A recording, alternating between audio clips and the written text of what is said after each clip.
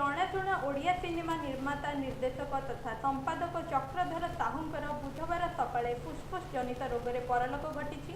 नील मास्ट्राणी तुमको तो पारुनी भूली केबे तुमे नाह केबे मु नाही और मीमांसा परी चर्चित सिनेमार निर्देशक श्री साहूंक परलोकरे सिने जगत सहित बुद्धिजीवी महल रे गभीर शोक प्रकाश पाइछि। असुस्थता हेतु से गत 15 दिन धरी भुवनेश्वर आमरी हॉस्पिटल रे चिकित्सित हेउथिले। परे स्वास्थ्यावस्था गुरुतर हेबारु तांको भुवनेश्वर एम्स आईसीयू रे भर्ती करा जायथिला। आज सकाळ 5:45 मिनिट रे तांकर मृत्यु घटिथिबा जणा पड़िछि। मृत्यु बेलकु तांको 59 वर्ष होइथिला।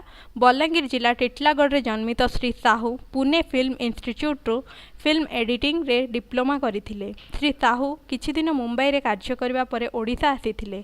प्रसिद्ध हिंदी सिनेमा निर्देशक श्याम बनगालक सहकारी भावे मध्य से कार्य करथिले। पुणे फिल्म इंस्टीट्यूट रे पढ़िबा बेले राजकुमार हिरानी संजय लीला बंसाली परी निर्देशक श्री साहूंकर सहपाठी थिले। एपरिकी श्री साहू ओडिशा फेरी नील मास्ट्राणी चलचित्र करबा परे एक गणमाध्यमर मुख्य भावे किछि दिन कार्य करथिले। परे से पुणी निर्देशना क्षेत्र को फेरी तुमको पारुनी तो भूली सिनेमा निर्माण करथिले। तांक निर्देशित शेष ओडिया सिनेमा थिला सौम्यरंजन पट्टनायक प्रयोजित मंजरी मूवीज निवेदित मीमांसा।